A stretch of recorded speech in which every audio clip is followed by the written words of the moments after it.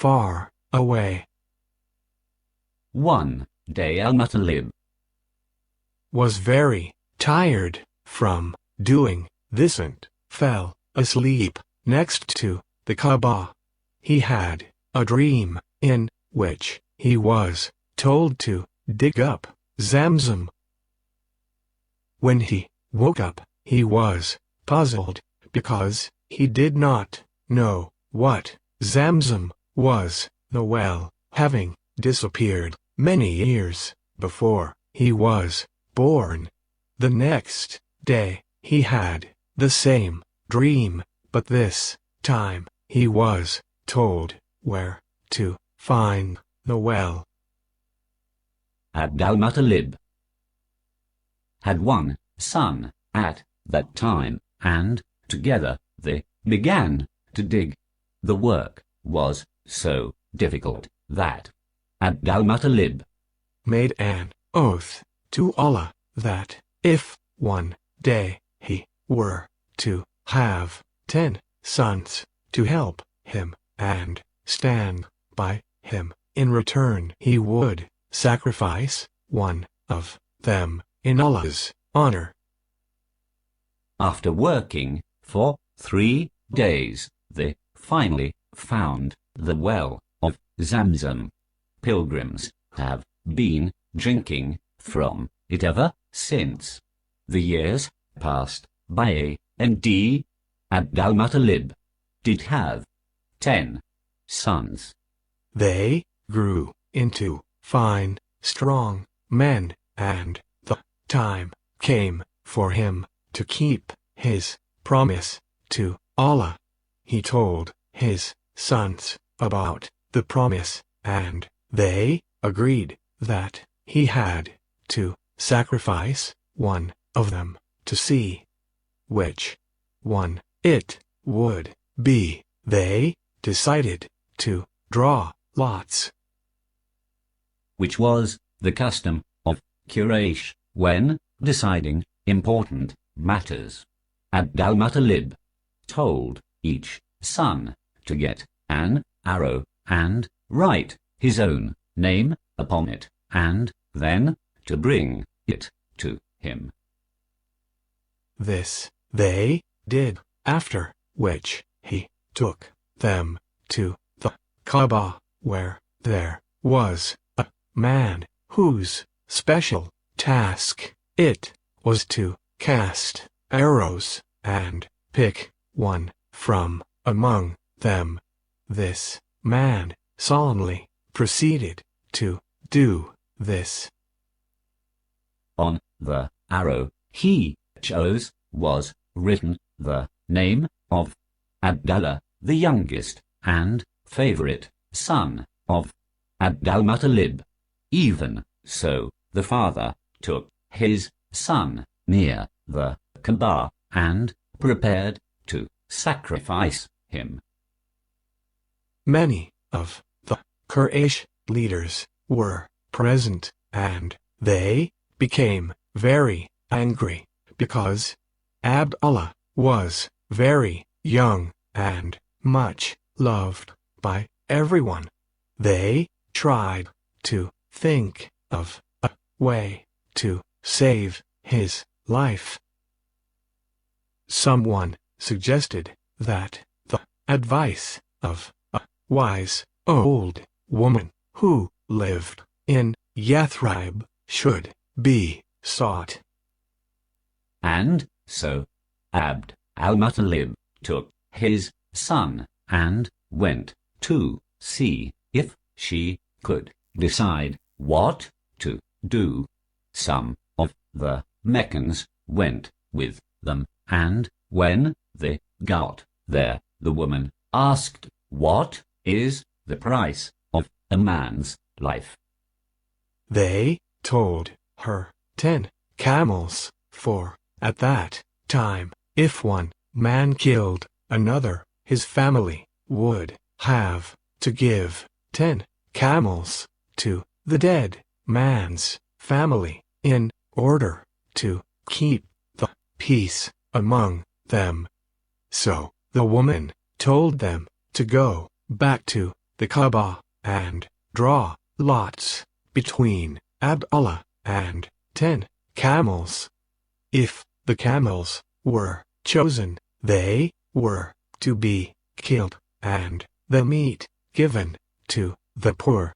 If Abdullah was picked, then 10 more camels were to be added, and the lots drawn again and again until they finally fell on the camels.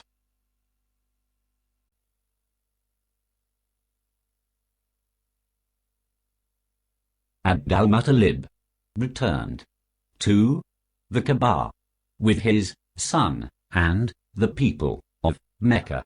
There they started to draw lots between Abdallah and the camels, starting with 10 camels. Abd-al-Muttalib prayed to Allah to spare his son, and everyone waited in silence for the result. The choice fell on Abdullah, so his father added 10 more camels. Again, the choice fell on Abdullah, so they did the same thing again and again, adding 10 camels each time. Finally, they reached 100 camels. And only then did the lot fall on the camels. Abdullah was saved, and everyone was very happy. Abd-al-Muttalib, however, wanted to make sure that this was the true result, so he repeated the draw 3 times, and each time it fell on the camels. He then gave thanks to Allah that he had spared Abdullah's life. The camels were sacrificed, and there was enough food for the entire city, even the animals and birds. Abdullah grew up to be a handsome young man, and his father eventually chose Amina, the daughter of Wahb, as a wife for him. It was a good match, for she was the finest of Quraysh women, and Abdullah the best of the men. He spent several months with his wife, but then he had to leave her and travel with one of the caravans to trade with Syria. On his way back to Mecca from Syria, Abdullah became ill and had to stop off in Yathrib to recover. The caravan, however, continued on its way and arrived back in Mecca without him. On hearing of Abdullah's illness, Abd-al-Muttalib sent another son, Al-Harith, to bring Abdallah back to Mecca, but he was too late. When he arrived in Yathrib, Abdullah was dead. Amina was heartbroken to lose her husband and the father of the child she would soon give birth to. Only Allah knew that this orphan child would one day be a great prophet.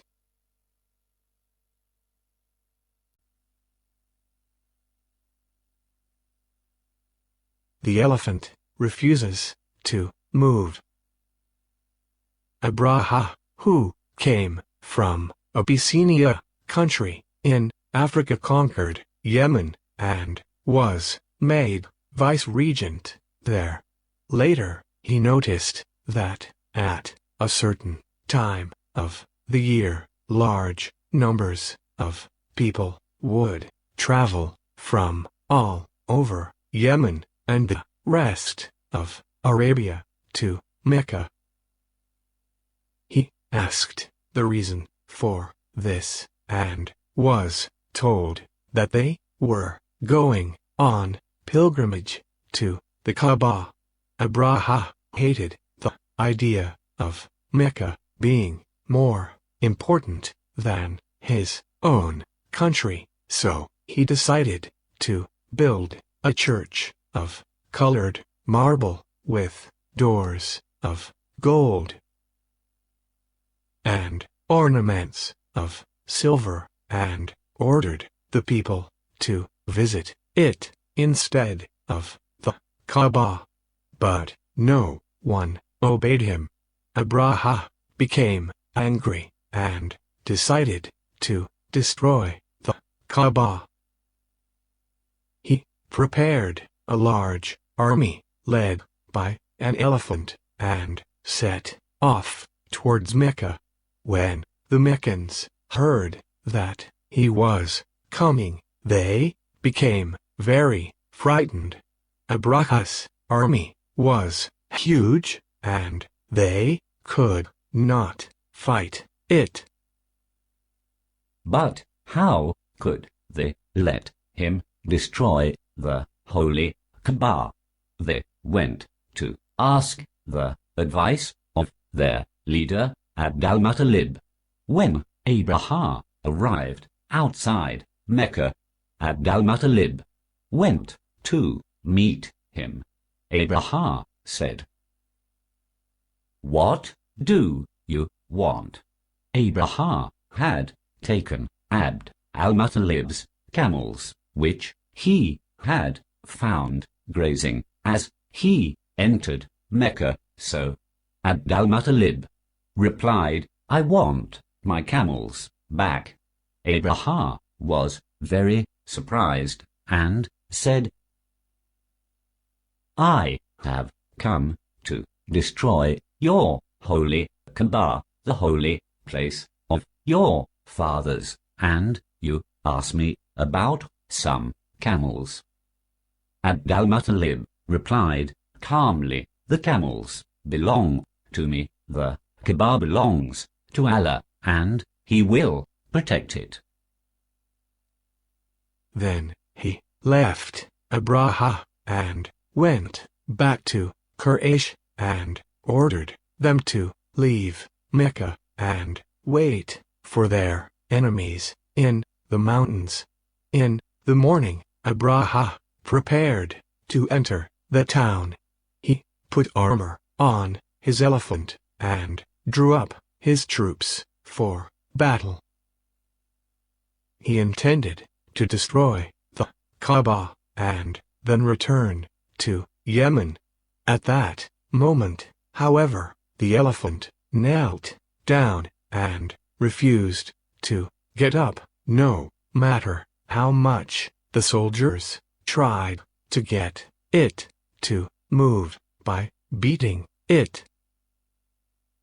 But when they turned its face in the direction of Yemen, it immediately got up and started off. In fact, it did the same in any other direction, but as soon as they pointed it towards Mecca, it knelt down again. Suddenly, flocks of birds appeared from over the sea. Each bird carried 3 stones as small as peas, and they dropped them on Abraha's army. The soldiers suddenly fell ill.